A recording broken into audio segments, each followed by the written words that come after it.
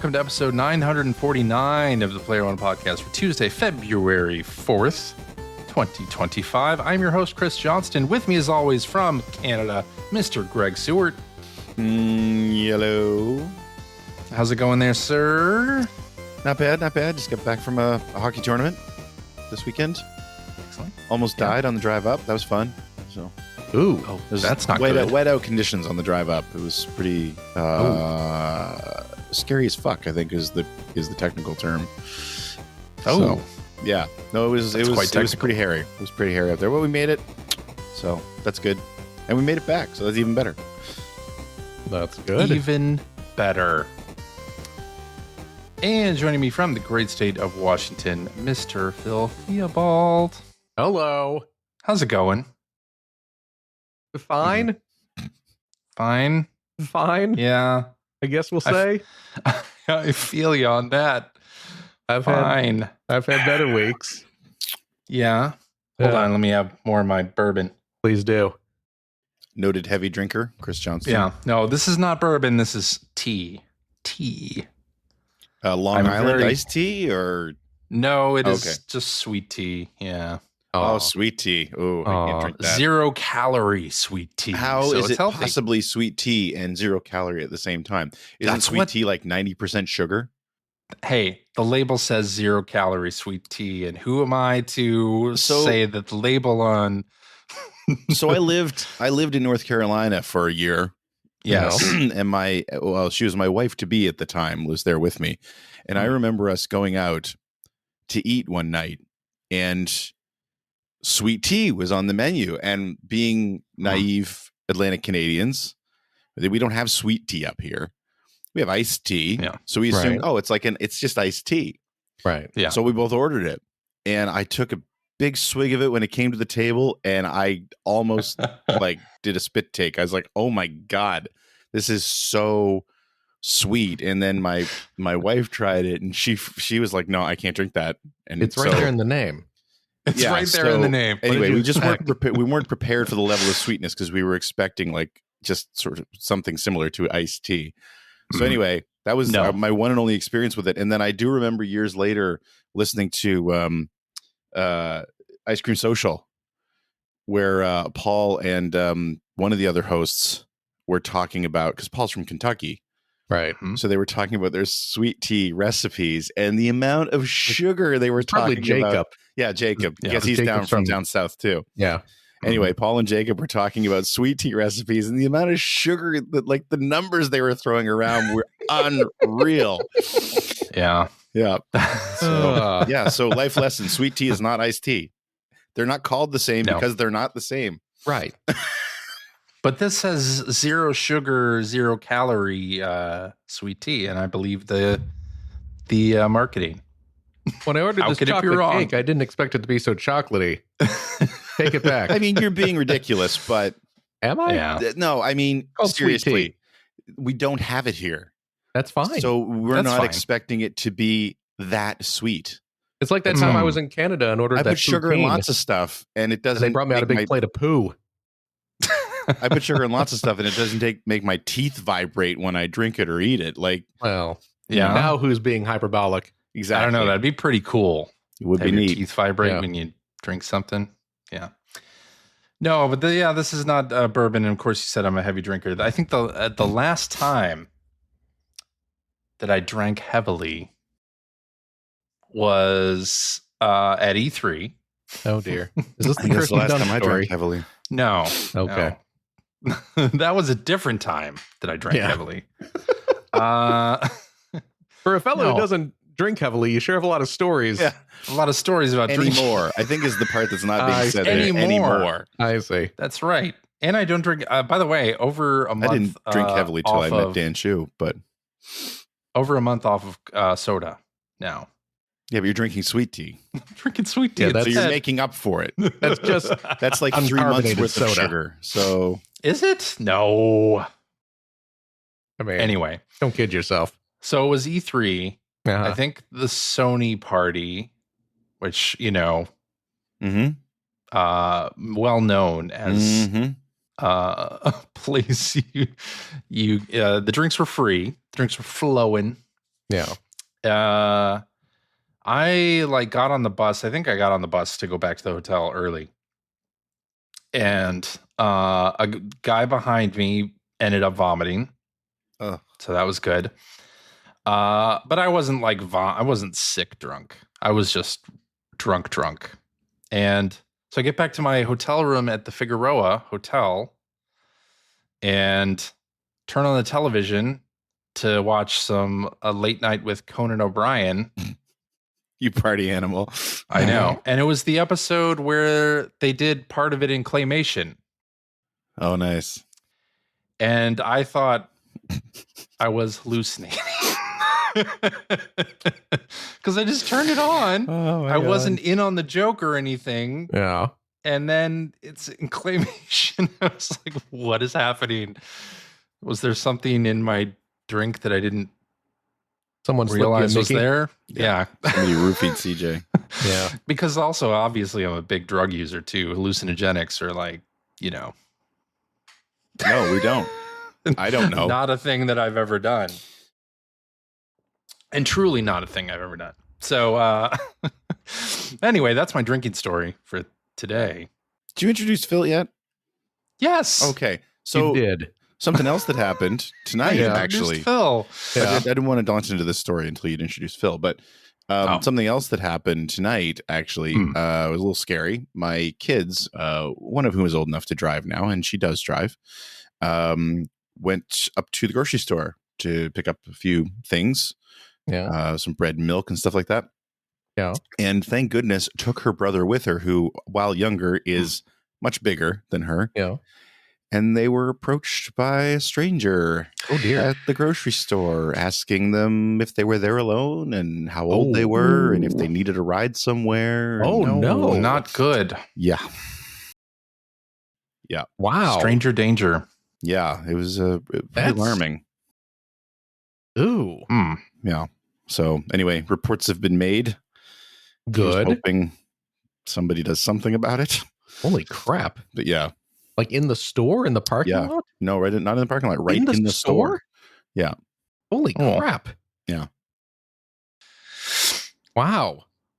So that's my fun story. Crazy. My dad died on Tuesday. That's my fun story. Good night, everyone. I am very sorry to hear that. When I say I was having a bad week, it was not because of any like political implications, which I think is probably what people may have assumed. It's because of that. Or both. But well, I mean, mainly it was the one. Mainly the one. Mainly it was the one. Wait a little bit. Yeah. Yeah. I get it. Good night, everyone. Right. So who's ready to have some fun? I am. You know what? Games? I am absolutely. For what it's worth, this was not a sudden thing. This was not an unexpected thing. This was something that had been approaching since last summer. Mm-hmm. So there was a weekend. You may not remember this because you are all delighted when I'm not here, but there was a weekend back in the summer around Father's Day when I was not on the show. That was me flying home because the doctor said Dad had 3 to 6 weeks to live. So I was going home to say goodbye. And then because my dad is a tough old buzzard, decided to stick around for several months afterwards just to irritate us all. Wow. And time caught up with him. And it finally happened. So it was not unexpected. So yes, I appreciate the condolences. And condolences to you and the family. That thank you very, very much. Yeah. But yes, it's one of those. It's one of those things where Mom is kind of relieved because he's no longer suffering and all that kind of thing. So yeah. My when my stepfather passed away, it was similar to that, and there was actually a fair amount of guilt on my mother's part because she was so relieved. Oh, really? That it had finally happened, but it was after a lengthy term of suffering, right. basically. So, yeah. Not good. Well, but good in a way. I guess. You're not wrong. Yeah. You're absolutely not wrong. Yeah. He was looking forward to it as well. Yeah, my stepfather was the same way. Yeah. Yeah. Yeah, he was not happy about the situation in which he had found himself. So, yeah. So who wants to talk about Ridge Racer? I have a good video for that. I've seen it. Well, now Ridge Racer 64 available as part of the Nintendo Switch Online Plus expansion pass N64 library. Now remind me, Greg. I did watch your video. It's been a while. It's been a while since I've watched it. Where does Ridge Racer fall on the spectrum of Ridge Racers? You mean Ridge Racer 64? Where does that fall? What did I say? You just said Ridge Racer. Ridge Racer 64. It was the first Ridge Racer that was not developed by Namco. Oh. It was actually developed by Nintendo. What the heck Software was that? Technologies. That's what it was. Nintendo Software Technologies. Okay. Yep. Which was, I think, a spin-off of that DigiPen, I believe. Oh, right. The DigiPen school. It was all right. Okay.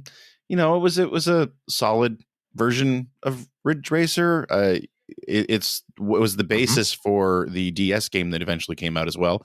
DS is just basically a port of Ridge Racer 64.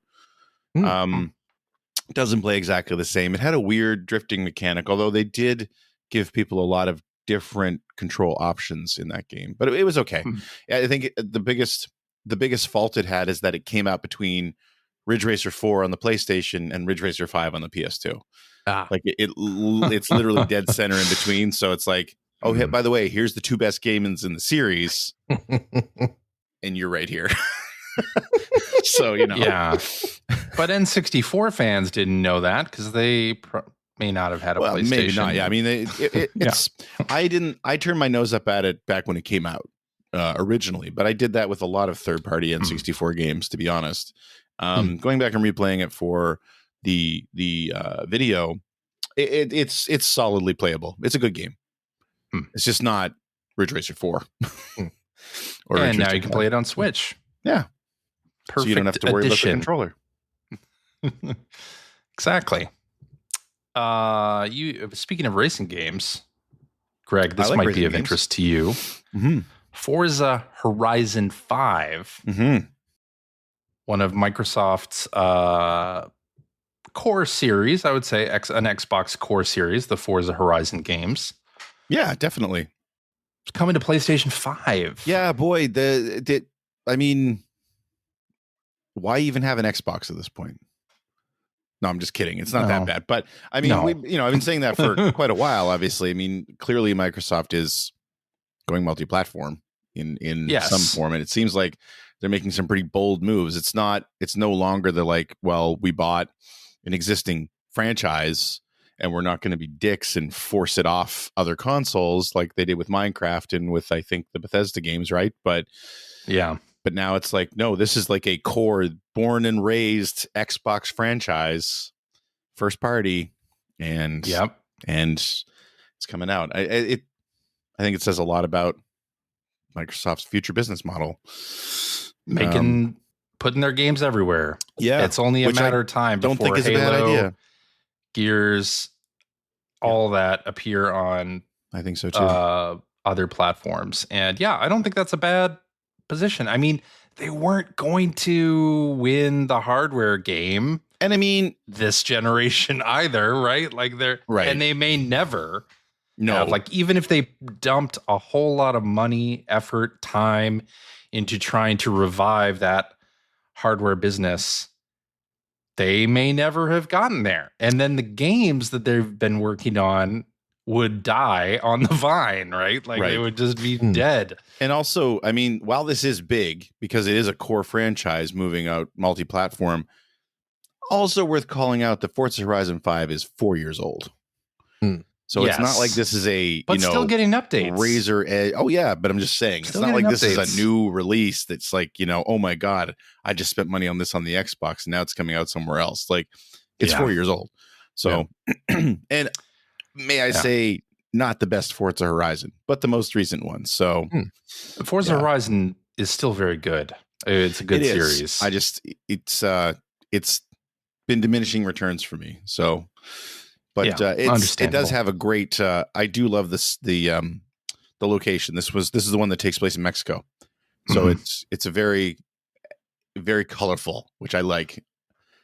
It's a great setting, more than Great Britain was for a racing game, I think, but for a Forza Horizon game. So, and we are getting to the point now where it seems like Microsoft is getting faster and faster to release the multi-platform version. Like indie is only a couple months between the Xbox game and the PS5 game. So do you think we'll see a simultaneous first-party release in 2025? I don't think so.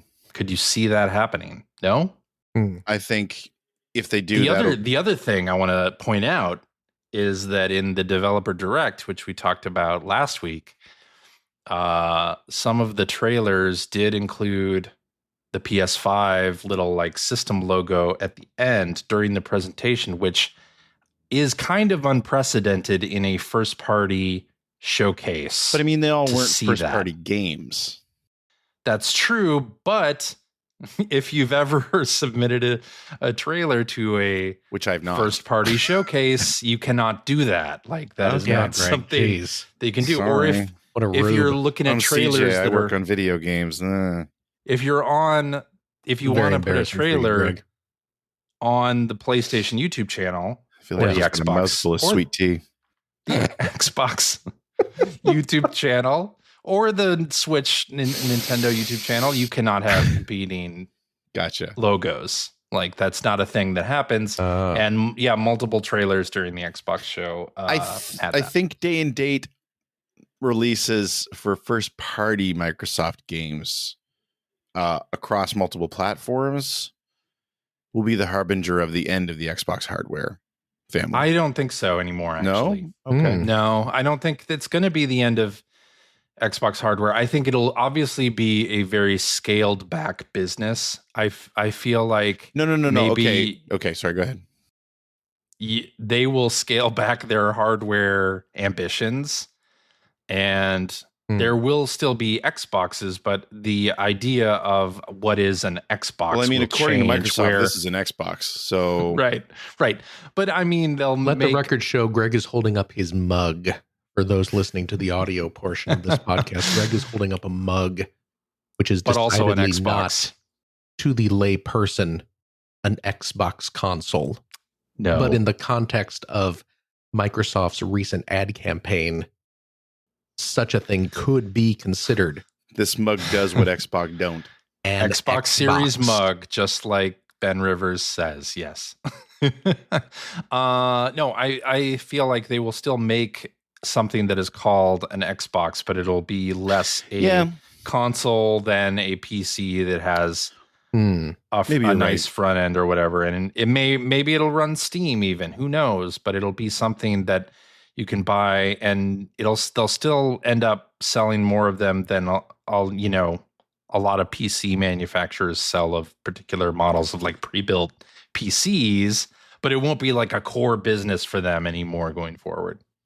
The hardware side, I mean, I agree with you. I think we're kind of saying the same thing. Maybe I was a little bit too extreme on it, but yeah, the point being disappearing is they're never going to make another device that says Xbox on it. I don't think that's true. Xbox won't necessarily mean a physical piece of hardware so much. It's just a brand.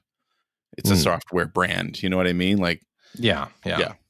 I think that is correct. Yeah. So let's talk about MultiVersus, because MultiVersus, man, ever since they went to the multiverse, the Marvel series has been pretty crappy. Is that what we're talking about? It was a fun idea for 2 movies or so, but then when it became the focus, it's just like I'm kind of sick of it now. Yeah, no good. Yeah, it's just like nothing matters. It's just exactly. Nothing matters. Yeah. No. Yeah, we can pull it all we want from wherever.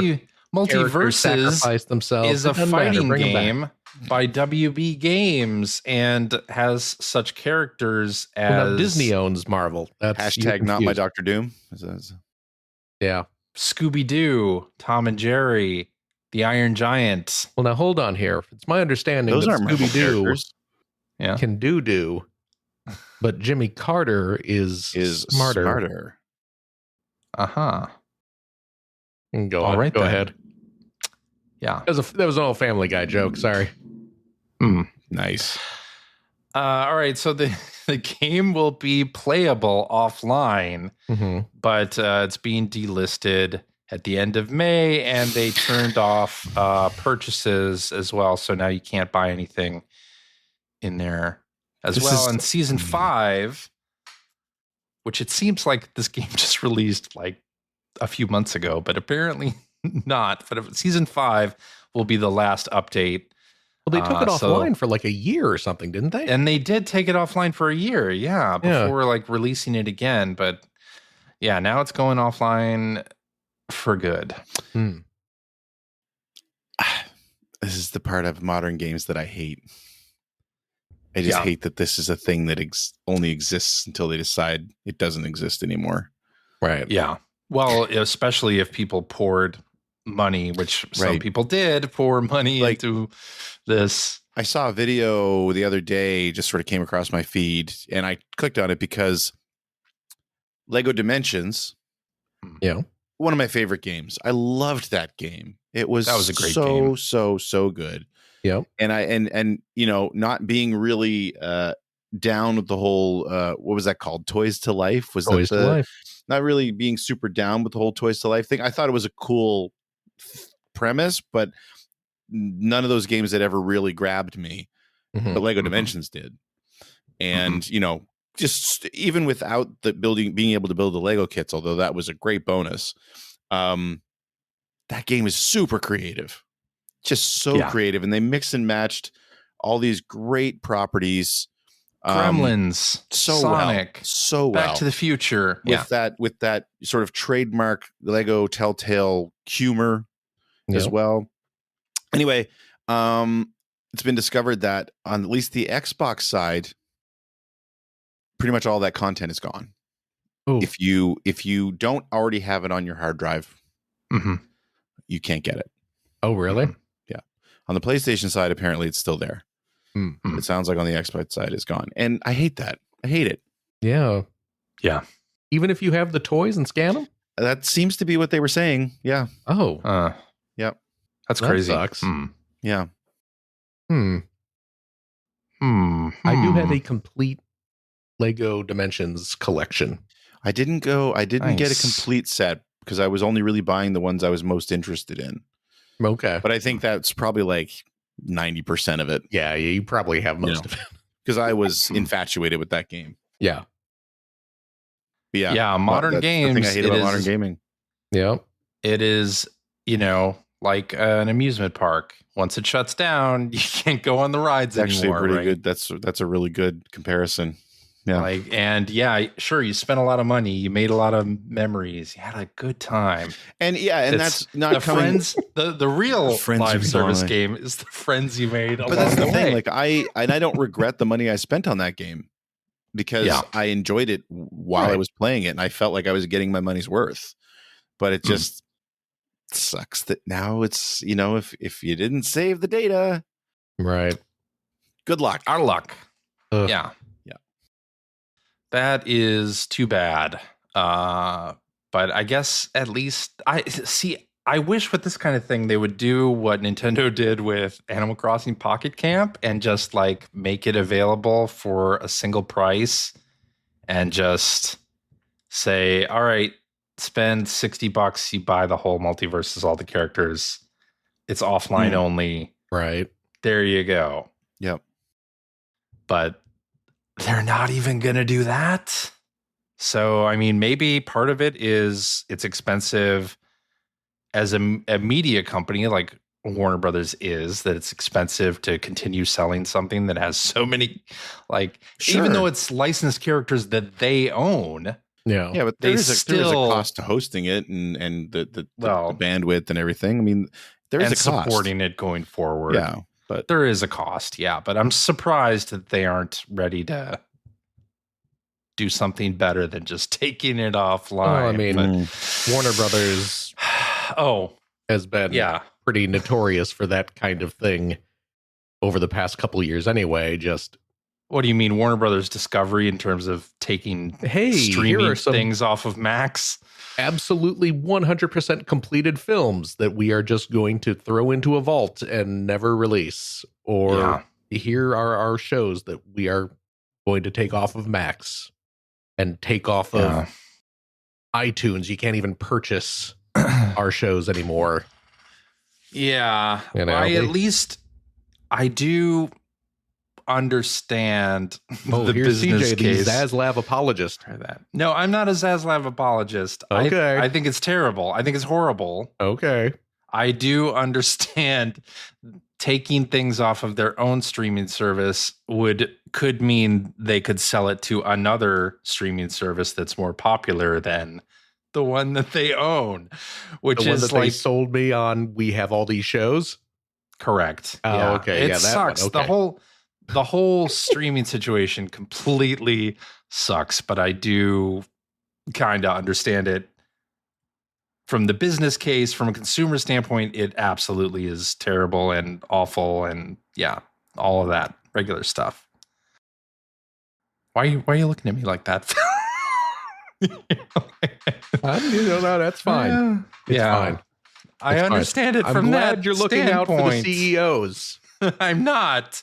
I have had shows pulled from streaming services that I was in the middle of watching, and it sucked. You know what that reminds me? While you were physically in the middle of watching it? No, almost. I'm going to download me some Robot Unicorn Attack. That's a fun game. Well, that's gone. That is gone. Which, by the way, makes me sad. By the way, yeah, on the day this podcast comes out, it's the 15th anniversary of Robot Unicorn Attack, the original release on Flash. The Flash Isn't that version. right? Yeah, I have that Erasure song on my Spotify playlist, and when it pops up, one of my kids will inevitably say, "Hey, wasn't this the song from that Robot Unicorn game?" You bet it was. Yeah. It came out 15 years ago Tuesday, and didn't actually hit until like 3 weeks later, when some like dig got a hold of it, and it just blew up. It blew up while I was at a concert. Dig. And I kept yeah, I know. Remember that? I kept refreshing the page that had the analytics, and I was looking at like something had to be wrong, because it was just like a direct line up. Look at that. It was like checking the bank account in Office Space. Yeah, it was exactly. It was exactly like that. But 15 freaking years. Wow. It's almost like it feels like yesterday, but it's not.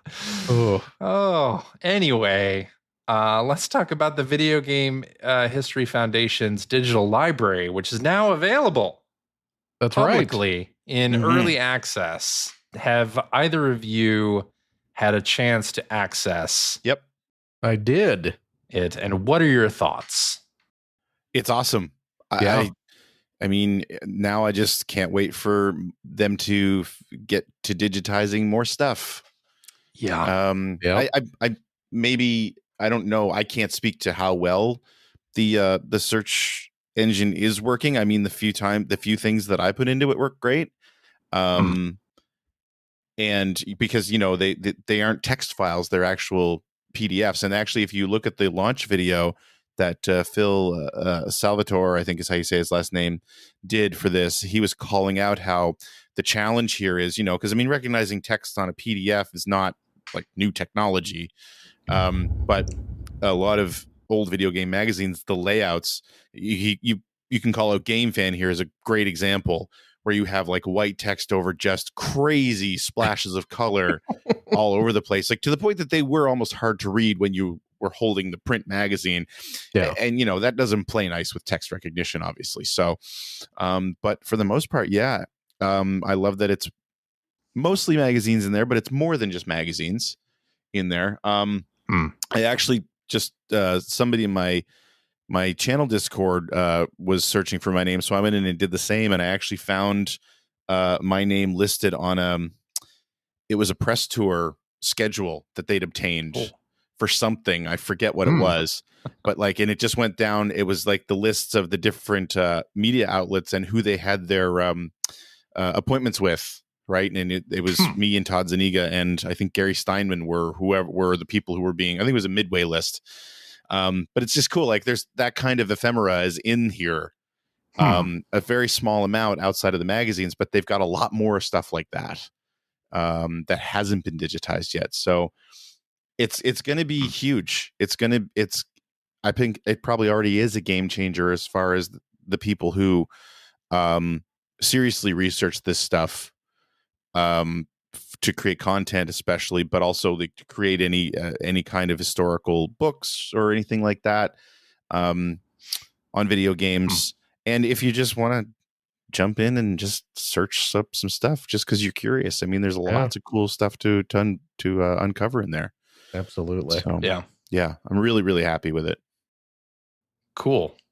Yeah, it has guidebooks and ephemera from video game events. Mm-hmm. Yep. Yeah, like E3 programs in there. They have programs. Like, that's so cool. Yeah. 100 CD-ROMs of artwork and press releases from GamePro magazine's archives. That's cool. Yep. That's really big, actually. That is. I feel really like big. As fellow video game magazine editors, maybe somebody at our company should have thought to keep all that stuff too. I know. Yeah, because there was cool stuff on a lot of those discs. I remember getting those before I was even working at Ziff Davis, and just like you get like key art in those things, and there's all kinds of cool stuff that never saw the light of day. Yeah, you know, so it's at this so point great. It'd probably be like key art, and it's a 5 KB JPEG file. Yeah, about that big, but still, yeah, still cool. But very cool. I have not had a chance to check it out yet, but I am very much looking forward to it. I should do what you did and search my name. I probably pop up. I would imagine a lot. Well, the fun thing about doing that was because while I have copies of every Ziff Davis magazine that I was a staffer for, I did a lot of freelance work for other outlets after I left Ziff Davis, and I don't have copies of any of that stuff. So like I was, getting hits for like PSM magazine and stuff like that, like for reviews and stuff that I'd written. I was like, that's kind of cool because I haven't seen or thought about those in almost 20 years now. So yeah. I have all the EGMs, but I don't have any of the spin-off magazines like PSX. I was news editor for that for a little while, and same thing with the official PlayStation magazine. I did the news section in that for a while, and DCM, the Dreamcast magazine, Pocket Gamer, and like all of those sort of little things. Yeah, I don't have any of that stuff, so it would be fun to go down memory lane and look at some of that stuff. Yeah. So, all right. Yeah. Well, the Japan eShop is going to be removing the ability to use foreign credit cards or PayPal. So you will have to find a different way, not using those payment methods to buy games on the Japan eShop. Realize I didn't know you could do this anyway, but but you can still buy eShop credit and then use it. Yeah. I mean, there are sites that sell Japanese eShop codes. Still a way to do it. Still a viable way. Yeah. Yeah, I didn't realize I could do that either. So I guess this really doesn't change anything, except I guess it makes it a little bit more difficult. Although, really, what's coming out on the Japanese Switch that's not coming out here? Well, I don't know. I mean, not much. Not much these days. I like a couple common writer games that I and only I would care about. And you probably want the physical version. And I just got the of course. Yeah. Indeed. So. Yeah. Well, Sony has said that they are going to shift away from offering PlayStation 4 games through PlayStation Plus starting a year from now in 2026. So they're just giving us the heads up that we may not see as many PS4 games. So I guess that if you are still a PS4 owner and you're subscribed to PS Plus, this is a good heads up that, you're not going to get as many games for your console going forward. But if you have a PS5, then you're probably A-okay with all this. Okay. Yeah. Just saying. Last story here, Sega. What a weird generation this is. Right? It really is. Why? What do you mean? Like people hanging onto their PS4s? How long has the PS5 been out? Since 2020. Okay. So we should be getting ready for the PlayStation 6 at this point. 5 years later, Sony's finally saying, like, you know what? Maybe we'll stop doing PS4 games. On PS Plus as part of the... Right. Yeah. Maybe it's time to slow down. Which they did. They made a similar announcement to this back after the PS4 launched, and they moved away from offering PS3 games. It was very similar. Yeah. Go back about 600 episodes of the show. Oh boy, I don't want to do that. Hear the episode where we talked about that. Oh my goodness. Yeah. We're like almost 50 episodes away from episode 1000. It's coming. You say that like it's not that long, but it is a whole year. It's a whole year. See, this is the reason why Sony is going to stop PS4 games celebrating the 1000th episode. That makes sense. Of this very podcast. Yeah. Yeah. Well, anyway, Sega has renewed the trademark for Skies of Arcadia, the much beloved Dreamcast RPG. And it came out on GameCube also. But Sega, we are not a retro company. We are not a retro company. They've renewed the trademark, which, does that mean anything? I think no.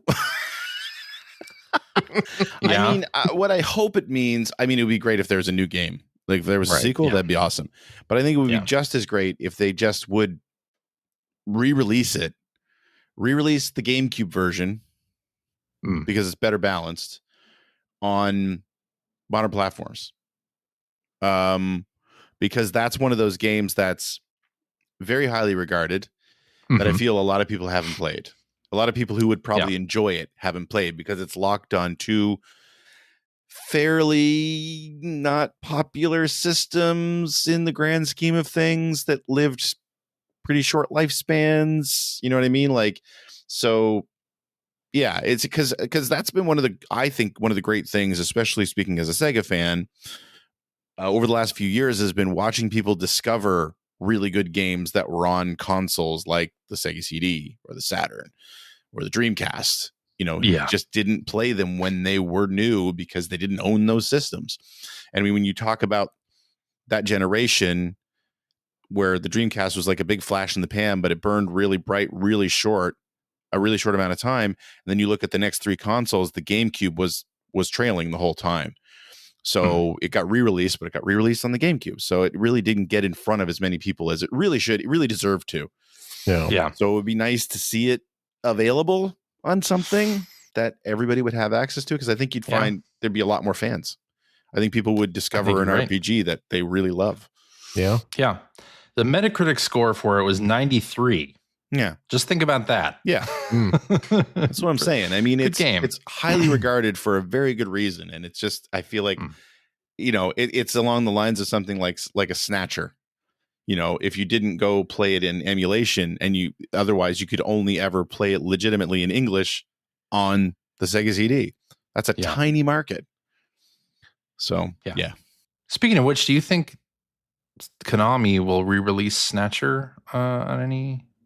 Or I don't know. There's the whole Hideo Kojima thing there, right? Did they re-release games? But they re-released Metal Gear games already, and there's a Metal Gear Solid collection. After he left? Yeah, I guess. Yes. It would be great if they did. It would be cool, right? Yeah. It deserves to be re-released, but who knows? Maybe get some of those games that we didn't get along with it. It would be great to see a collection there, like get SD Snatcher and Police Knots out there as well. There you go. Just, there are fan translations of those other two games, but we're at a point now where I think you could release something like that and you wouldn't need to worry about redubbing it in English. You just put subtitles up, and people would probably be fine with that. I think that's true. Yeah. Alrighty. I think that's it for the news, unless you guys saw anything that I missed or that you want to bring up. No. Then we'll go into what you've been playing, and I'll kick it off. Phil. Yes. I've gone back to Infinite Wealth. Smart move. How's that working out for you? In anticipation of... You got your pirate game coming out. The Pirate Yakuza in Hawaii. That's right. You're going to be lost if you don't play through this one. I don't really care that much about that.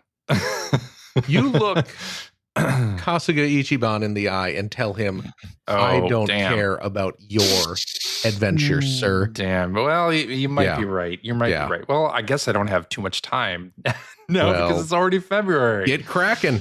Kraken. You think there will be a Kraken attacking the pirate ships and pirate Yakuza in Hawaii? A Kraken attacking? Cool? Kraken attacking? Let's hope.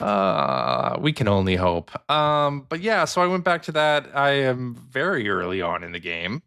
But you're in Hawaii. I am in Hawaii. Okay. I just, the last couple things that I did were I unlocked the Crazy Eats minigame. Okay. So yes, I did that. And then also the Segway, the street surf thing. I just completed the unlocking of that. So I'm going to be honest. The little Segway vehicle, which is meant to be used to tootle around the city more quickly. I never used it.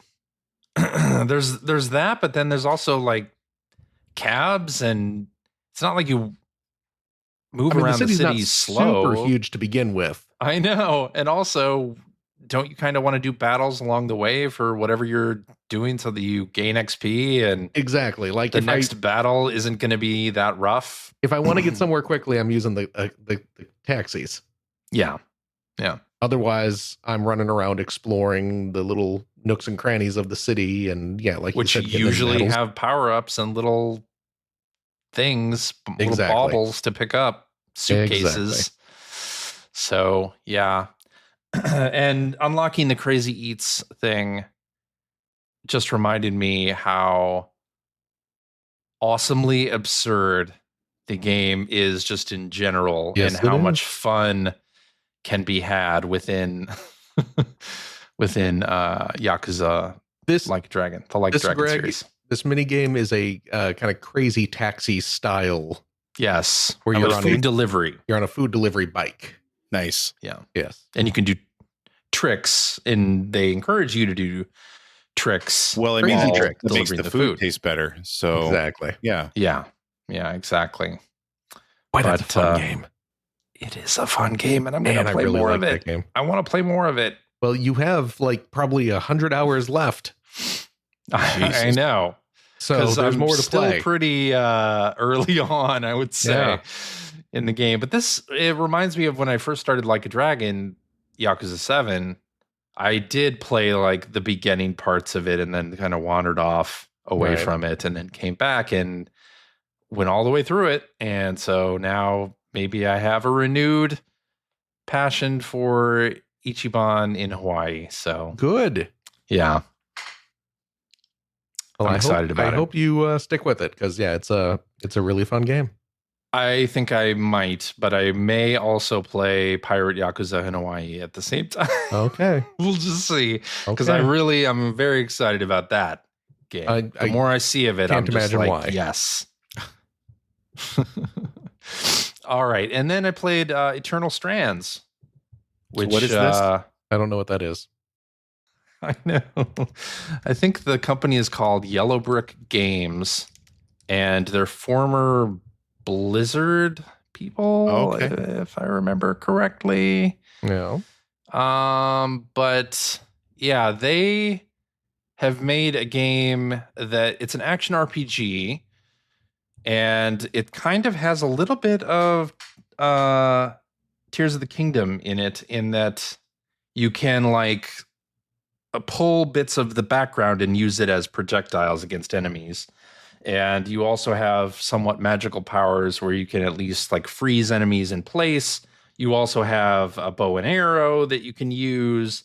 And you also have like a sword and shield that you can switch to as well. So it's kind of a mix of Tears of the Kingdom and maybe something like Horizon Zero Dawn in a way. And, okay.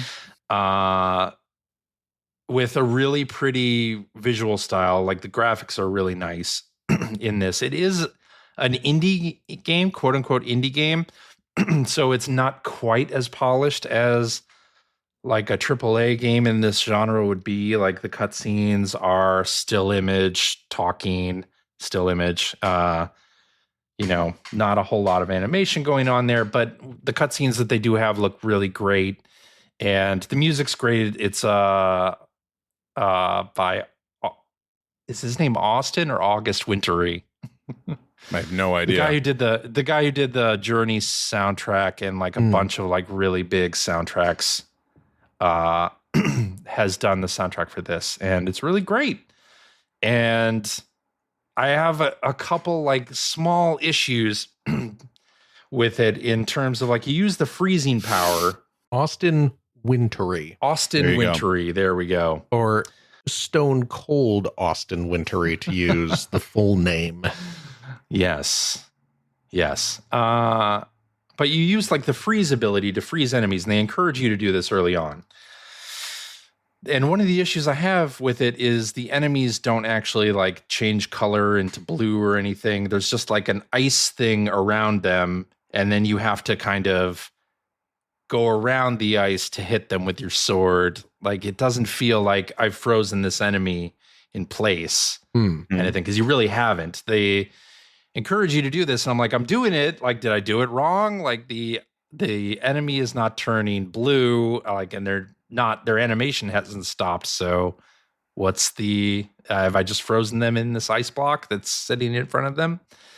That's a small thing though. For a game that I think is really nice looking. It does have a bit of Shadow of the Colossus with it too, because the boss fights in this, you can hop on to the enemies, and they're some huge enemies, especially early on. There's a dragon you fight and like a really giant robotic soldier, and you can hop on them and stab their body parts and climb up to the top and like do your freezing thing and like break parts off of it and jump off. Like there's a lot of like really improvised things you can do in battle, which I think is great. Like I think that's awesome. My sort of little nitpicks are more in like interface and how you interact with those things, but great little game. And it's on Xbox Game Pass, so if you have Ultimate, you can just play it.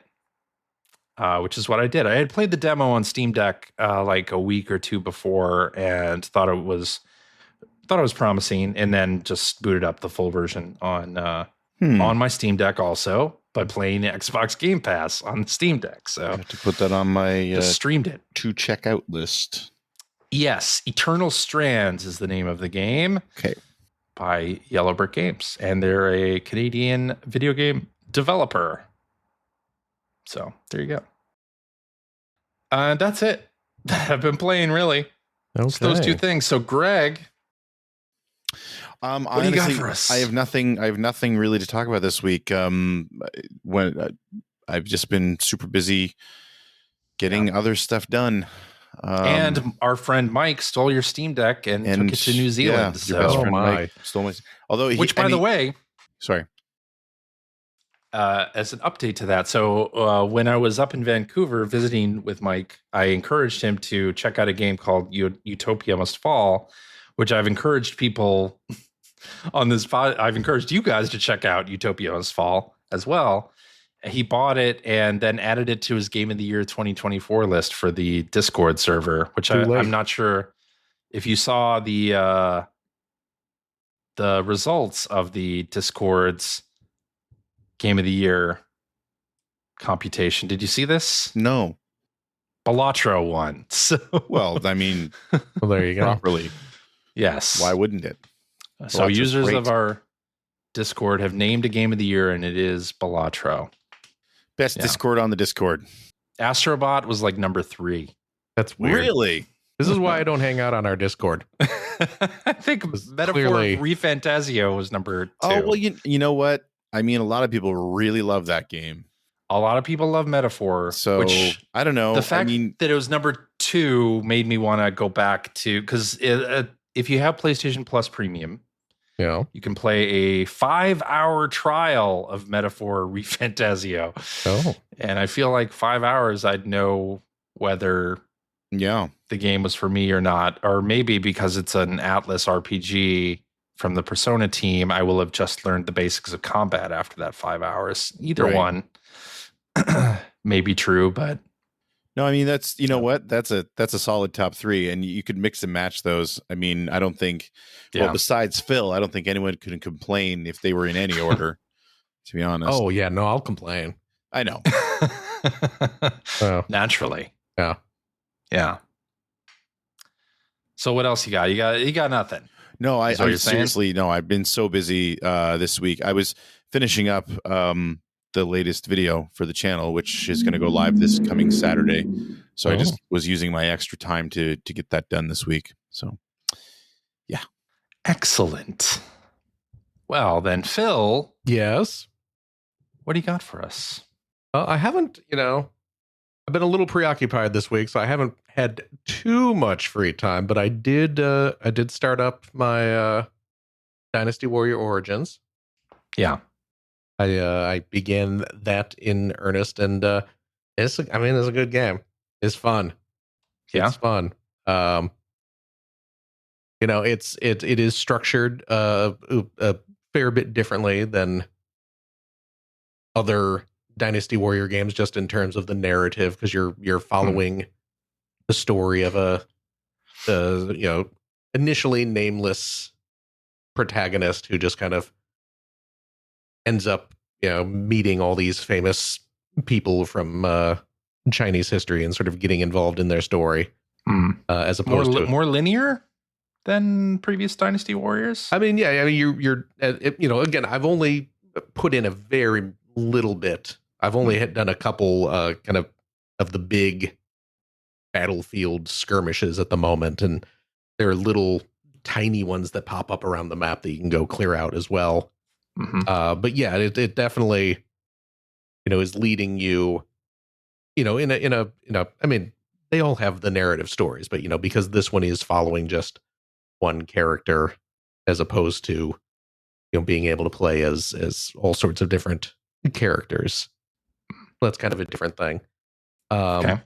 And yeah, there's a bit more to the there's more technique in the game, than just, I mean, people kind of, you just tap a button to win.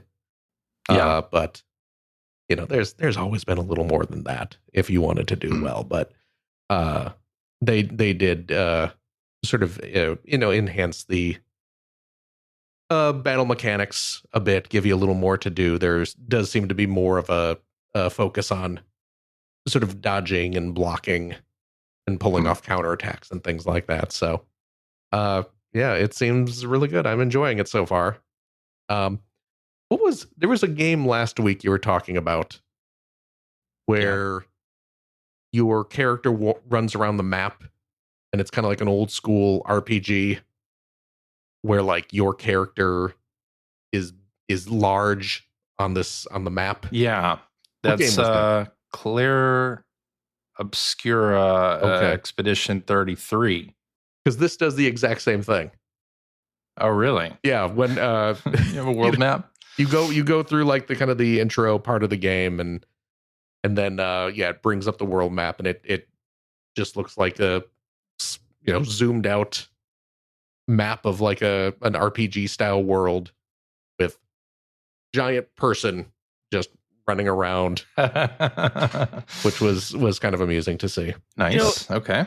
I have to say, sorry, just talking about Expedition 33 and that whole presentation, when they brought up the world map thing, it really made me realize how completely out of touch I am with modern role-playing games, because it was shown as such a feature. We have a world map. And it's like, is that not normal? No, it is not. Yeah. I don't think it is. Although yeah. I think you can fast travel in a lot of games. You can do like but it's not a world map where the characters are walking around and they're larger. Yeah. Right. This also has the fast travel as well. You unlock little, monuments that let you warp around the map and stuff. So, okay, yeah. That's cool. It's good. No, I'm enjoying it. I've heard it's good. Yeah, it is good. Like I said, I've barely had a chance to scratch the surface, but the couple bits I've played so far have been good, and everything's very responsive, and I'm enjoying it. So I will be playing more.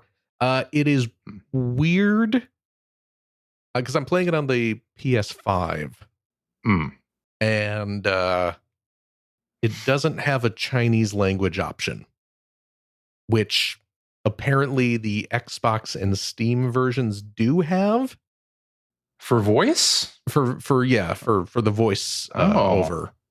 Weird. Which I don't know why it's not on the PS5 version.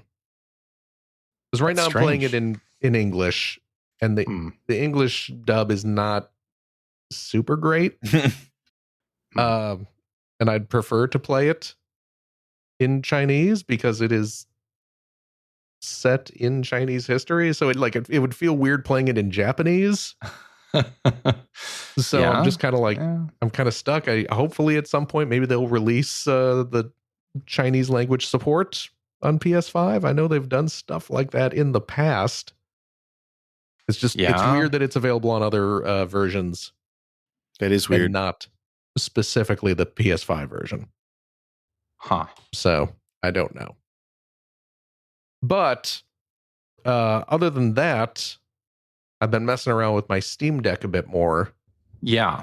Just kind of chilling out, playing some games. I've been playing some Taiko no Tatsujin, but like how does that? Is it the triggers that you're? Yeah, well, I mean it's the same as the console versions. If you're not using the drum controller, okay, like buttons down or triggers. And like X, or I guess it's A on the Steam Deck. Those are your left and right don don don don don don don, and then you got your trigger buttons are the I forget the sound effect they use, but the little the rim shot, where you're hitting the rim. Yeah. Okay. Cool. So I should buy that. You should buy that. They just, because they one of the things they do with Rhythm Festival is the name of this of the Taiko no Tatsujin game that's on the current one. They have the subscription service because they it comes with a bunch of songs. Obviously, they have some songs you can buy on DLC, but you can subscribe for a couple bucks a month to their little, I don't know what they call it, but their subscription service that gives you just access to a library of hundreds of songs, and they're adding new songs every month, and they just added CJ the theme from the new Ranma anime. Nice. There you go. I'll be right back. Okay. Have fun. Have fun. So wait, is now you've sparked my interest. Yes. Is this available? Do you have to do the service purchase, or is it part of a pack that I can purchase for? Ranma song is currently only available on the subscription service. That's how they get you. Yep. Yes, it is. Damn. Sorry. Okay. Well, but I mean, you pay a couple bucks. You can subscribe for a month or 3 months at a time. So just go in, subscribe for a month, play it a few times. Play my little heart out. Yep. Have some fun with it. Okay. And then you can move on. Okay. Yeah. I like that opening theme. It's great. It's a very good theme.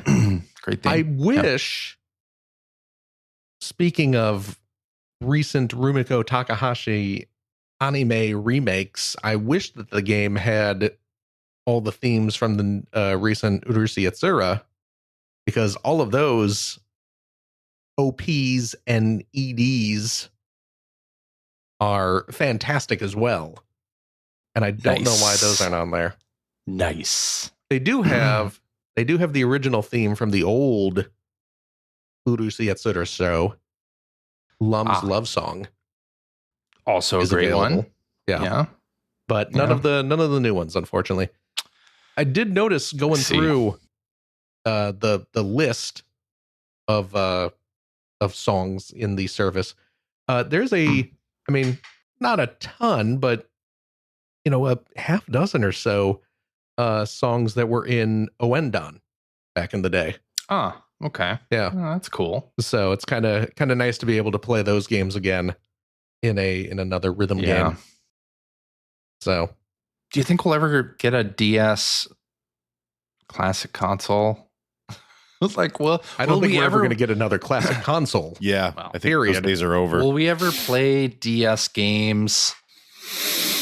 Will Nintendo DS and 3DS games ever live on Castlevania different console than the one that they were made of? Yeah, I guess the Castlevania ones did. No, I mean that's right. That's along the same lines as the Wii U, right? Like any of those games that use those extra screens.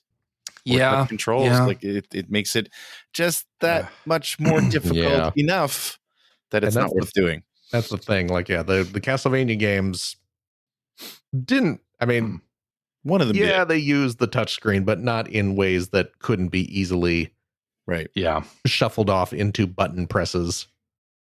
But something like Oendan or Elite Beat Agents. But yeah, I mean that's. Where those systems were so popular too. Like there's a ton of great games locked on those consoles. There are. Yeah. Yep. It's true. The Oendan games. Yeah. So good. They are outstanding. Yeah. But yes, I've been playing that. I again, because I've been like lying around just fiddling with the Steam Deck. So I picked up like Power Wash Simulator, because that's just half pay attention to it while you're half paying attention to some TV show or something. Kind of games. I was playing a bit of that. I loaded up an old favorite Steam game called Super House of Dead Ninjas. Oh, did you ever hear of that game, CJ? I have heard of that game. Yeah. That's a great game. Making me sad. It's an old Adult Swim game, folks, for those. Yeah. CJ, did you produce that one? Phil, I just want to call out. I'm in the credits, but I wasn't like direct producer on that. I want to call out that Phil started the show talking about his father passing away, but it wasn't until he talked about Super House of Dead Ninjas that CJ said, "I'm sad." Yeah, exactly. No, I was sad before. I mean, it's not his dad. This whole I'm trying to create some controversy. We're talking about 15 years since Robot Unicorn Attack. I'm just sad in general. Come on. I picked up. You know what I picked up? Based on CJ's recommendation, I picked up Mike Micah and the Twitchy Witchies. What's it called? Mika and the Witch's Mountain. That's the one. I picked that up. Yeah. And I started playing a little bit of that. That's a cute game. It is a cute game, right? It's a cute game. It's a very cute game. No. And it plays really well on the Steam Deck. Oh, it plays fantastic on the Steam Deck. Yeah. I've only kind of, again, barely scratched the surface. I've hardly done a thing in this game yet. But answer me. I will answer you if I can. My question's 3. And it's really just one. What? Okay. He's got a name. You get that one? He's making a reference to... I know. Holy Grail. Old Family Guy episode. Mm-hmm. So when so in this game, you're a little cartoony witch. Yes. And you can hop on your broom and fly around. Yeah. Now, when you hop on your broom and fly, it doesn't seem like you can actually like fly anywhere. It's not like, or can you? It's not fly anywhere. Right. It doesn't like, it's not like a flight mode. It's more of almost like a fast travel kind of thing, right? Like you can't really like go up, right? Right. Okay. Correct. Okay. It's like a hoverboard in Back to the Future. Yes. It feels like a hoverboard. Yeah. So that's you what I go along the terrain and it kind of keeps level. And if you like hit a ramp or something, you kind of float for a little bit, but then you dip back down. That's right. Okay. I wasn't sure. I was like, am I doing something wrong? No, although you do when you get another broom, because you upgrade your broom. Right. You can then interact with sort of wind tunnels or wind currents. Yeah, I've seen those like pillars of wind that I assumed those would shoot you upward, but at least in the early stages of the game, they don't. I just kind of bounce off of them. Yeah, but very shortly you will get the ability to, use those. Okay, yeah, because I've barely done a couple deliveries and that's it. Basically, just like the tutorial deliveries. Oh, go take this sandwich to my boy out on his boat. Yeah. And take this back to my dad on the dock. Yeah. Those very early missions. Yeah. So, but it seems super cute. It is super cute. So super fun. Yeah. I will definitely. It's available on other platforms as well, I think. But it's on. I also picked it up on Steam Deck. Yeah, I think it's on like PS5 at least.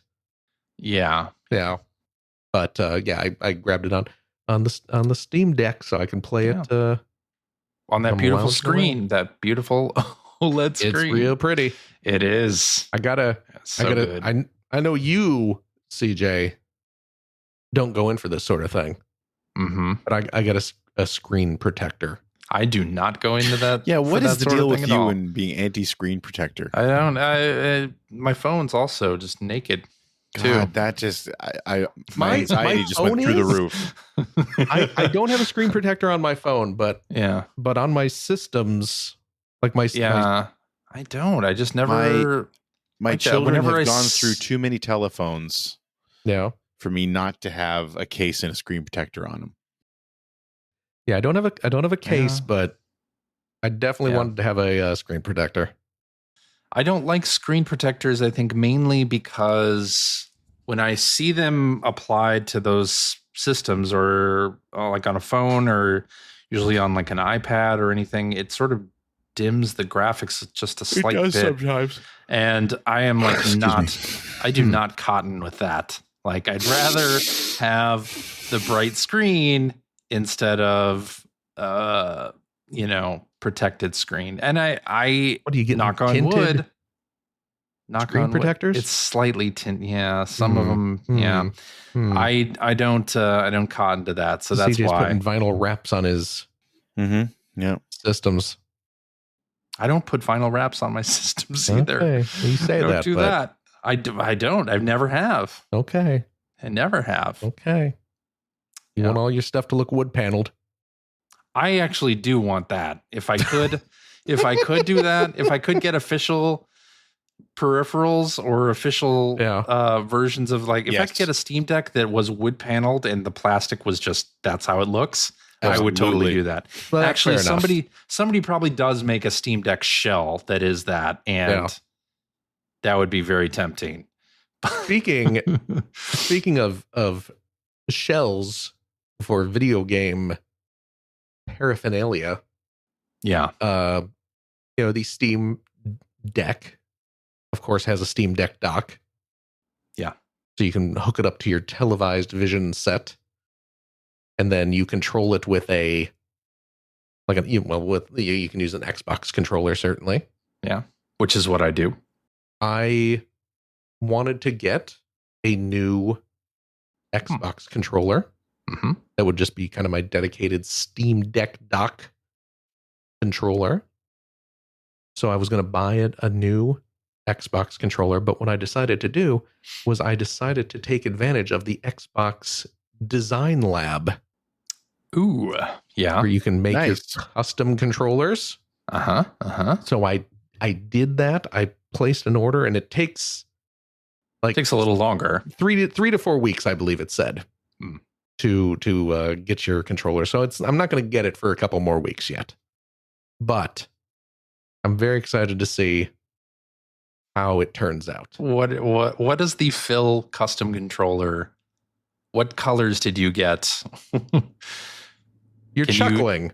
Can you tell us? You're chuckling. What do you think, Mr. Funny Man? I'm thinking it's Mega Man style colors, perhaps. That was my first thought.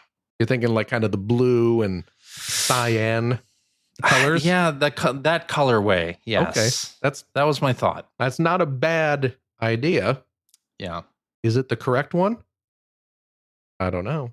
Greg, what do you think? We'll see. I don't care. I guess in 3 to 4 weeks, will you do a reveal on the show? I hate to say it, but Greg's right. I don't care. I just hit hit the randomize button. And then I didn't even look at it. Why would you do that? I held my hand over my eyes, clicked on the randomize button, and then paid for it. Oh, and then see what happens. And then the person at the factory is like, "Oh my God, we'll see what happens. What did this person do?" It's going to be very exciting. Are you sure they want this color for the buttons? Yep. And they have a blank on there. This is the first time anybody's requested puce. They have a little blank spot where you can engrave. You can have some words engraved on it. So I just what did you engrave on it? I don't know. I went to 4chan and just copy and pasted whatever was there. The first, I don't believe this. Hand over the eyes, highlighted a block of text, Control C, went back to the Design Lab, Control V. It just went to Urban Dictionary, random word of the day. We'll see what happens. Yeah, it should be exciting. Do you want to know what it is? No. Oh, you want me? Okay. We can do the. Okay. We can maybe you're right, CJ. Yeah. Maybe you're not. I don't know. I mean, I do know. The word of the day on UrbanDictionary.com today is de-Googleization. Well, that's not gross. That's not as gross as I thought it was going to be. Yeah. Do you think they probably? Yesterday's was chud. Oh, really? There you go. Yeah. God. Cannibalistic humanoid underground dwellers. That's the one. Yeah. Was that what the chud movie stands for? Chud. We had the movie. We had a question about that. No, I wasn't we listening. Did. Yeah. In one of our recent after shows. Yes, we did. We had it was like the horror movie quiz. Yeah. And it was, what does chud stand for? And your boy Phil. You knew it. Saved the day. As he so often does. Yeah.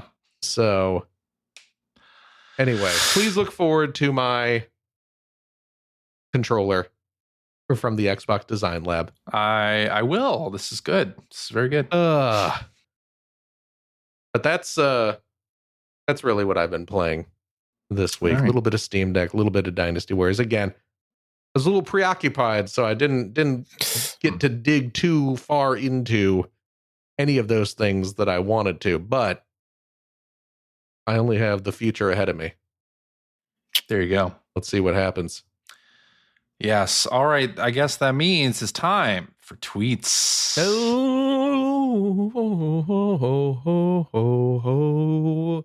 Was it Christmas again?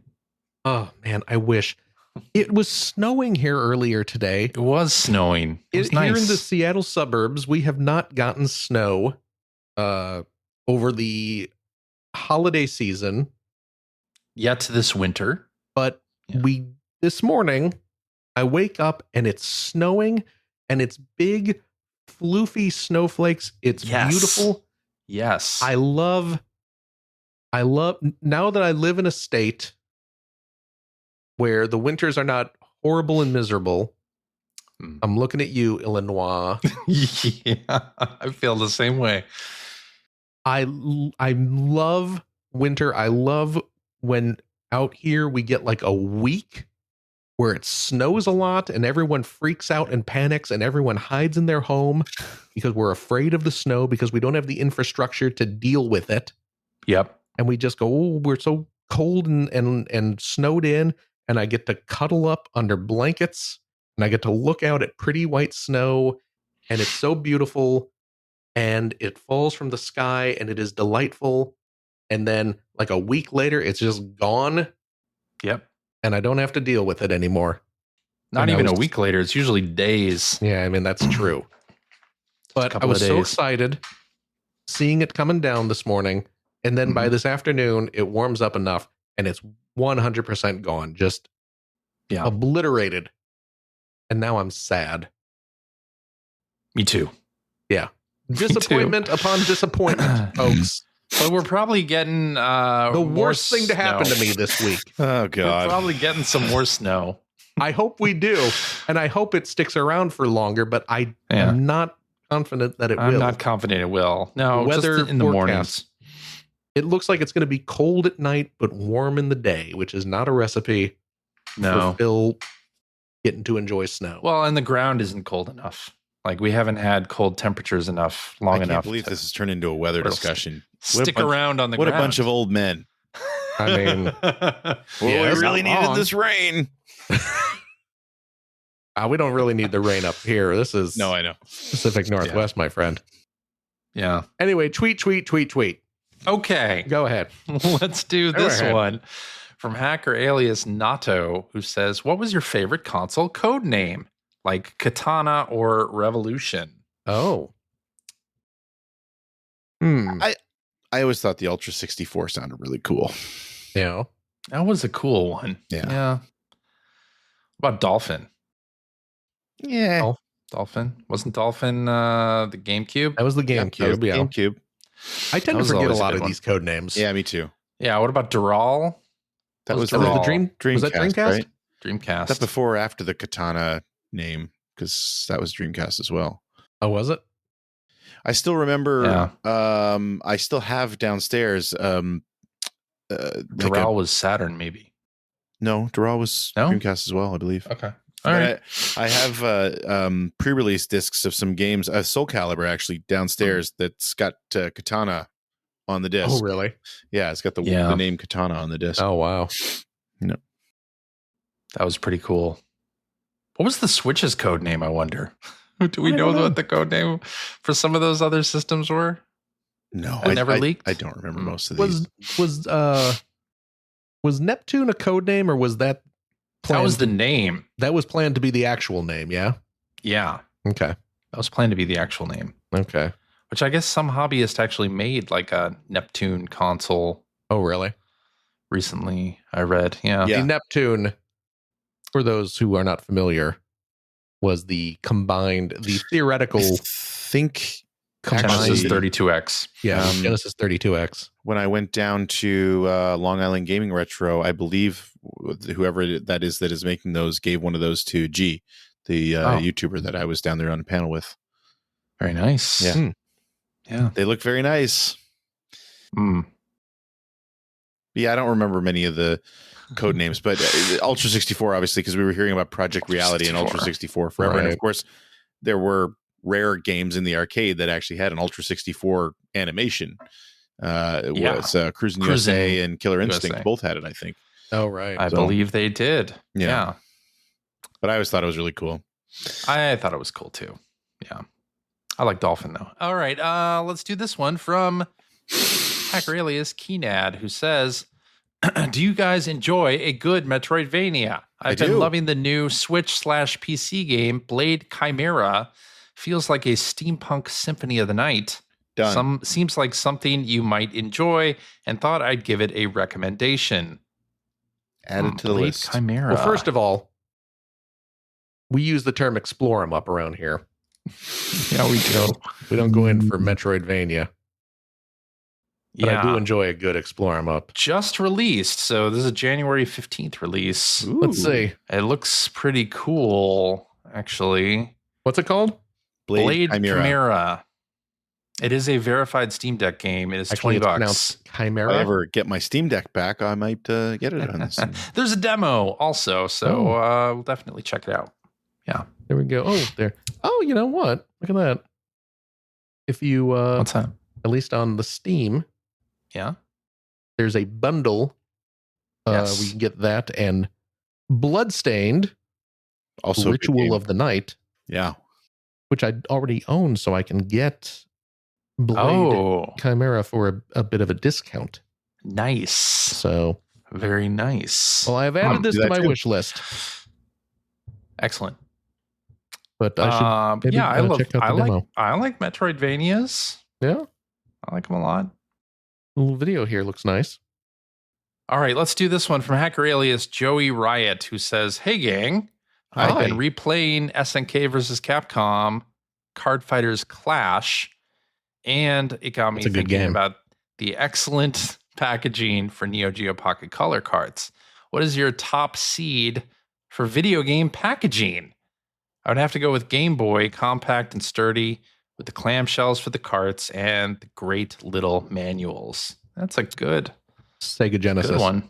Yeah, that was going to be my answer too. Sega Genesis clamshells for the Genesis were. Yep. Yeah, I'm right there with you. Nice plastic clamshells. Yeah. You have a nice thick spine, so it looks good on your shelf. You nice legible title there. The boxes are big enough that it lets the artwork shine. They're plastic, so they're not going to wear out like your cardboard boxes when they're up on the shelves. You're not going to get all the shelf wear. Yep. Nice room inside for your big manuals. Have a thick manual if you need it. Yeah. If you need to store a fruit roll up in there, you got space for those as well. Yep. Yeah, you do. And yeah. I would say also DS and 3DS. Yeah. Those plastic clamshells, basically anything with a plastic clamshell was great. Game Boy, I agree. I thought it was brilliant that they made they originally, because they stopped doing it after a while, but giving you the little plastic clamshells for the Game Boy cartridges, because of course it was a portable system, which was a pretty new idea at that point with interchangeable cartridges. So it was nice to be able to have them be basically the size of that little cartridge, but still be protected. That was a nice touch. Yeah, the Game Boy little cases are fantastic. Yeah, I was a big fan of that too. But I still prefer anything with like a hard plastic clamshell. Although I will say, talking about Neo Geo Pocket Color, because they did that too, with the little clamshells. But as far as cardboard boxes go, those not were the later ones. Yeah, the later ones. Yeah, like they were really sturdy. Yeah, they were. So that was nice too. But over in Japan, though, they used the plastic cases, didn't they? Or am I misremembering? They may have used them early on, but they didn't later, because I had Gal's Fighter, and that was because I got the cardboard case. Yeah, I got the Rockman Battle and Fighters, I believe. Yeah, that was cardboard case, but I think maybe the initial wave of Japanese Neo Geo Pocket Colors were in plastic clamshells, maybe. Possible. I don't know. Yeah. All right, let's do this one from hacker alias Shigemoto, who says, "Do you have a favorite game in the golden age of consoles pre-NES? If not, what was your favorite arcade game of the 80s?" So, pre-NES console game. I'm going to say Pickaxe Pete for the Odyssey 2, because I didn't have a 2600 growing up. I didn't have a 2600 until the 90s. Oh my goodness. Actually, like when I went back and started like digging into video game history is when I went to a bunch of garage sales and bought a 2600 and a bunch of games.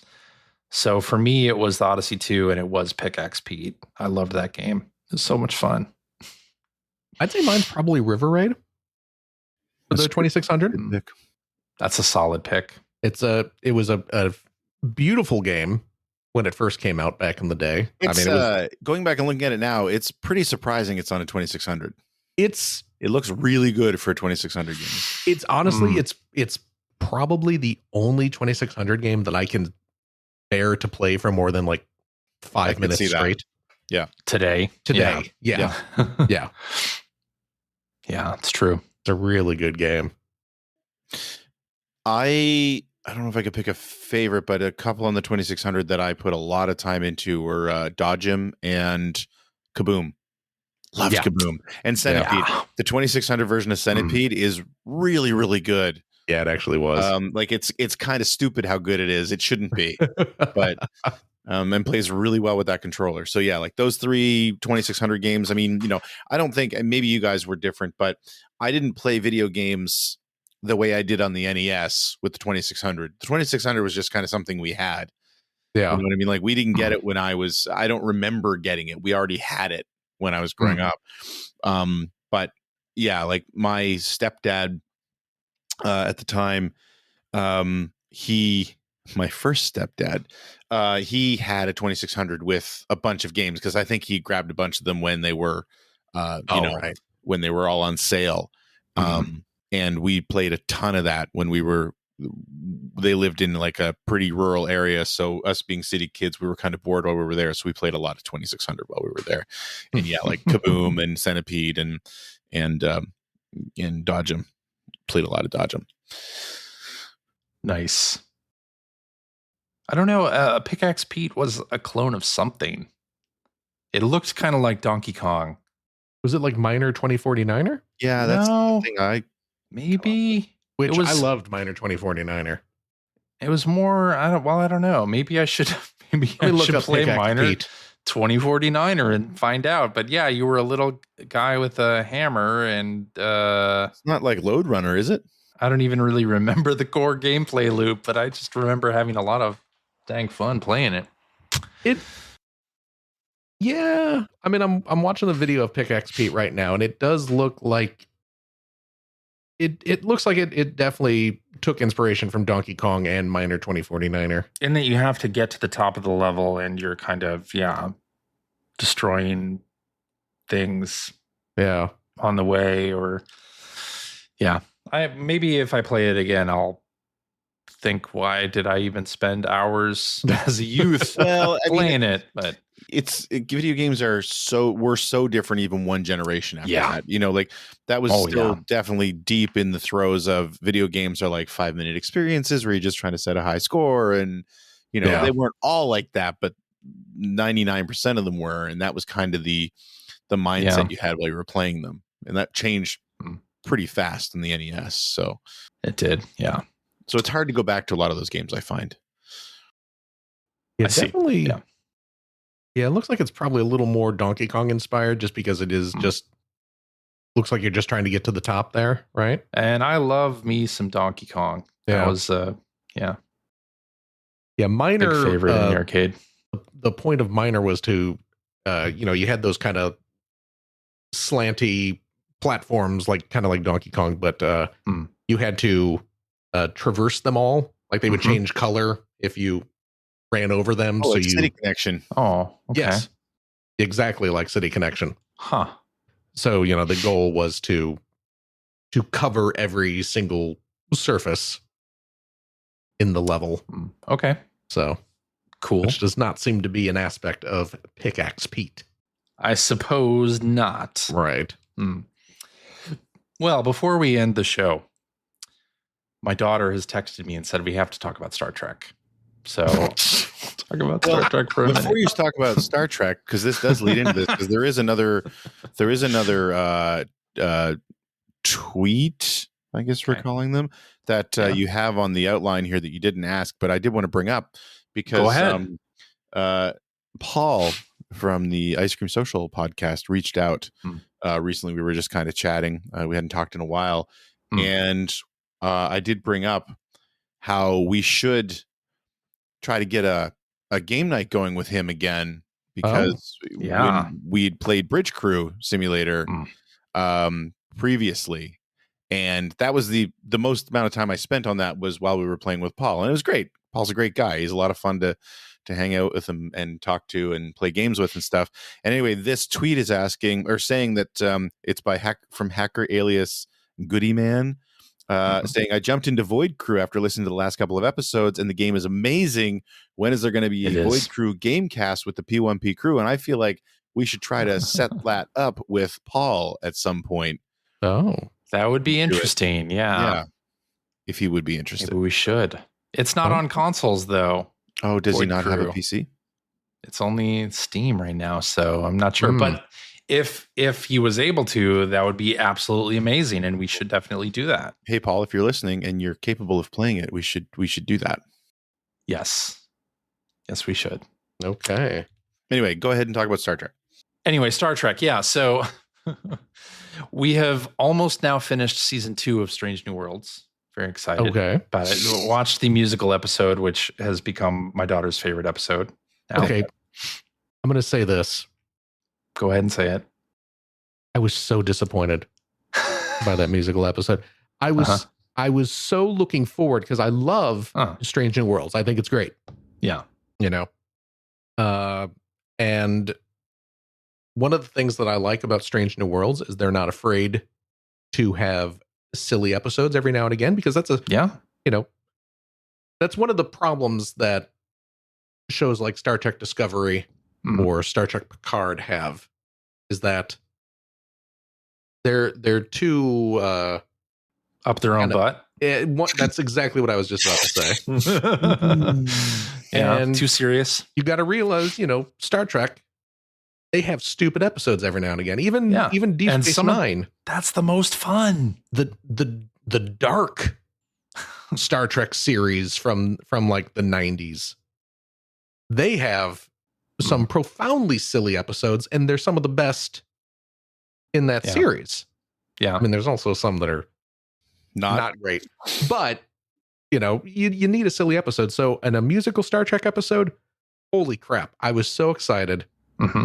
And I'm just going to say it. The songs were not good. The songs I thought they were all right. I could not hum you a single one of those songs. If you had asked me 2 days after I first watched it, hum me one of those songs, I couldn't do it. I did not like the songs. Okay, all right. I was I get it. Disappointed because I wanted to love it. I see. But I'm glad. But I'm glad she did. So she did, and we watched we watched First Contact. Oh, okay. Which is a great movie. Yes, it is. It doesn't matter, Star Trek, not Star Trek. It's just a great movie. It is a fun movie, yeah. And then we watched more Next Generation episodes, and she loves Data, first of all. Data's great character. And also likes the character Lore, which is Data's brother. And so we've watched, I think now, all the episodes that he's in. It's an amusing thing about Brent Spiner is when he plays Data, he's taken it very seriously. I mean, obviously Data is a character who has bits of humor to him. Yes. But, he plays Data, very straight. But when he shows up playing Lore or Data, have you seen any of the ones where he's playing the Doctor? I guess he shows up in like the Lore episodes, right? Where he's playing the creator of Dr. Soong. Soong. He's hamming it up so much. Well, that's true. He's just like, I don't think he's just like, this is just an excuse for me to be goofy. Yeah. That's why it works, though. And he's mugging for the camera. Yeah, and it's great. It does work. It's great. Yeah. But so she's totally into Data now. And if you have any suggestions of Data-centric stuff, I think we may have watched a lot of Data-centric episodes from TNG. I'm assuming you've watched Measure of a Man? Yes. Okay. Sounds like a porno. Have you watched The Most Toys? No. Also sounds like a porno. Yes. I'm sorry, we did. Yes. The one where collector. The dude collects them? Yeah. Yeah. Did you watch, I forget the name of it. Did you watch the one with Data's daughter? Yes. Okay. We've watched yeah. So did you just go through and just say like, I asked Data episode? ChatGPT, what are the episodes of Star Trek The Next Generation where it's a Data-centric episode? Yeah. Okay. And it spat out a bunch of them and we watched them. Yeah. You had to use ChatGPT for that? Yeah. Couldn't just type in? I was going to say, like, you can't just put that in Google. I mean, you can. It would give you an episode list. So you could find like curated episodes. CJ from, felt like he wasn't using enough electricity. Yeah. Like That's actual right. Star Trek fans could have said, like, here's a list of all the best data-centric episodes.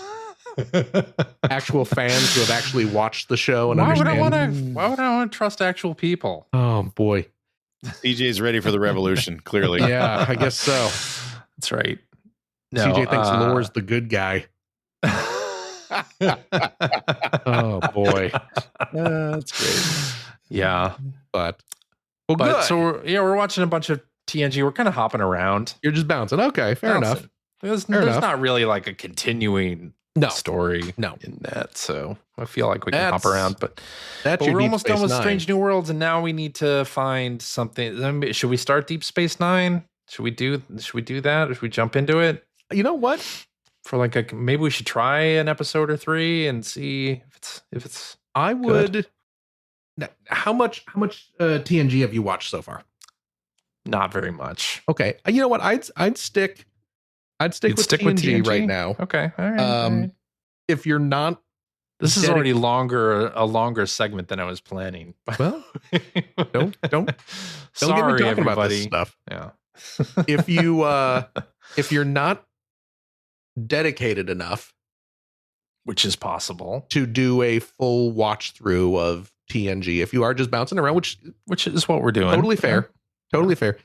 You know, pick out the best episodes. You know, there are certainly fan curated lists. Oh, wait, you want me to go to fan curated lists now, not just watch what Paramount Plus says is the best episodes? Don't trust the corporations, man. Yeah. But yeah, watch a few more of the best TNG stuff, and then move on to Deep Space Nine. Although I said, all right, Deep Space Nine does have a continuing story. It slowly kind of builds up to one. Okay, all right. You know, well, I'm excited about it because I never watched Deep Space Nine. Yeah. Deep Space Nine is a lot of fun, and it's very different in tone from TNG, but it still feels like Star Trek. I like that. Yeah, it's good. It's got a wonderful cast of characters who I'm going to guess you are probably familiar with none of them. Nope. Except for like there are a couple TNG characters who end up I have Deep heard Space that. Nine. Yeah. But the new characters, they're all fantastic. Cool. You know, my personal favorite Star Trek character is on Deep Space Nine. Yeah. Garrick, for those of you wondering. Of course it's Garrick. Okay. I don't need to explain why Garrick is great for those who have seen I see. Deep Space Nine. Okay, our Star Trek minute went over a minute, so that's fine.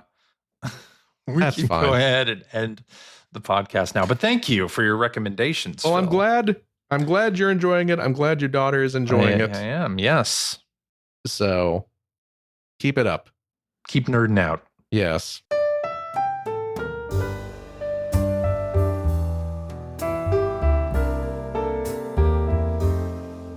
Alrighty, and that is our show for this week. Thank you very much for listening. If you have a question for us or would like to comment on something you heard, you can direct that to @P1Podcast on your social media platform of choice, like Blue Sky or Threads and whatever that other one is too.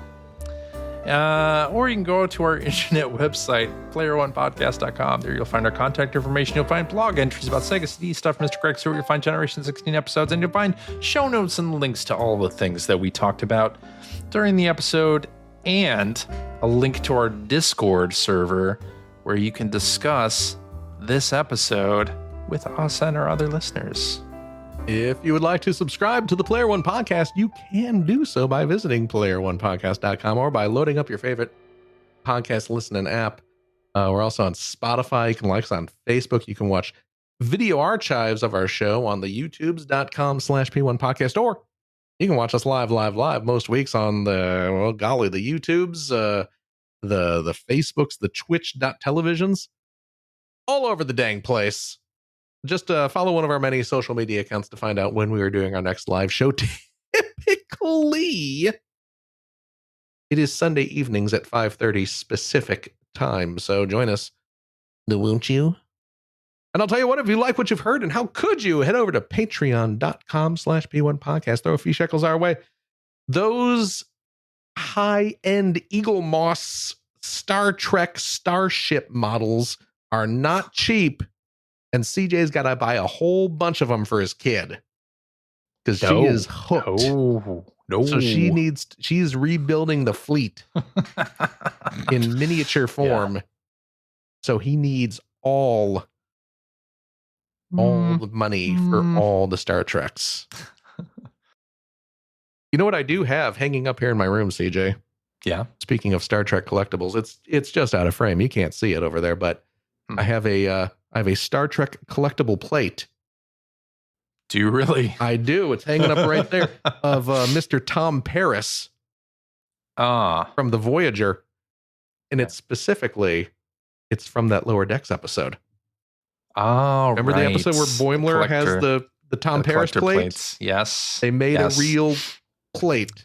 That's awesome. Of the Tom Paris plate. God, Lower Decks is good. Lower Decks is really good. Man. It's a fun show. So I could not resist getting a Tom Paris plate. Anyway, we will, of course, be using your Patreon funds to keep the show running and streaming. You know how that goes. But I'll tell you what, friend-os. If you are a Patreon supporter of the $5 tier, cheap, you gain special weekly access to bonus episodes. We record them right after this, where we play games, crack wise, having fun, doing all that stuff we can't do on the regular show. CJ, yeah, do we have a game this week? Phil, look, dude, my dad's dead. We got to have something here to lift my spirits. God, yes, we have a game. Oh, thank God! Hacker alias Phallic Metaphor has sent us. I figure that's right up our alley. Oh, God, right up something. This is a new quiz, based off of Phallic Metaphor's favorite games from Phallic Metaphor's favorite consoles. Well, all right. So we'll see what that means. I hope it's all sex games. I'm assuming it's going to be, right? I can't imagine. There's not that many console games. I'd be surprised. I mean, BMX Triple X, but there's going to be the 3DO alone has enough for like 3 Jeopardy games. But. Okay, I guess maybe you're right. Maybe you're right. We'll just have to see. Oh boy, I hope it's all just a bunch of.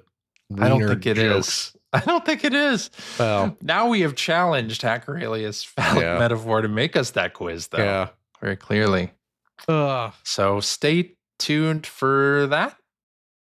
Your cat's having a bath in the background. There you go. Yeah, we're blocking that. We don't have that explicit tag on you. Gonna get flagged. Making a Phallic Metaphor. Yeah. Ugh.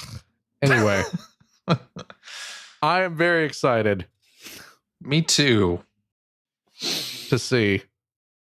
You know what? This kind of thing. This might be. I'm gonna have to bust this out. Just in case we need that. We need it. Okay. If you got a couple bucks left over, why don't you go to patreon.com/Greg Seward to help support Greg's outstanding, and it is outstanding, web series about North America's favorite runner-up, the system that has the best packaging for its games that I've ever seen, the Sega Genesis. Thank you, Phil. And if you are a supporter with the $3 variety, also cheap. You have a lovely singing voice. You know I do, and you've always known. But I know, it's nice but now to the hear. rest of the world knows. Well, I as well they should, and they will all know. All shall know. Is that why you were cast out? Was it jealousy?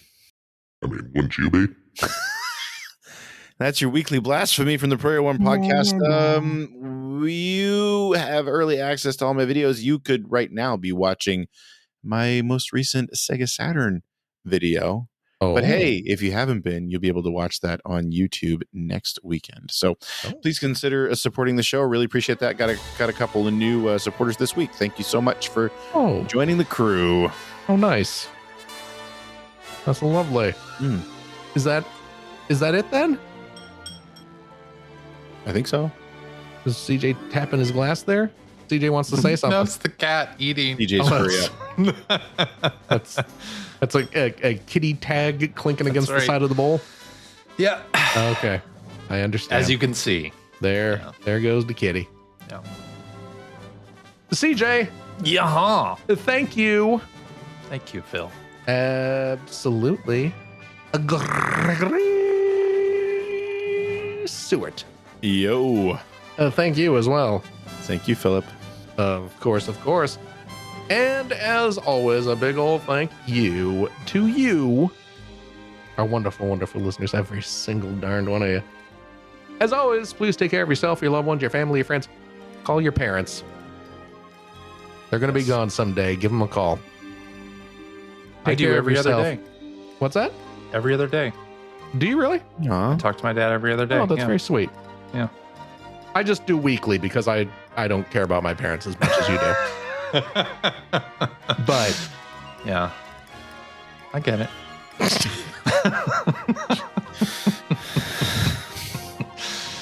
Be kind to each other. Be kind to yourself.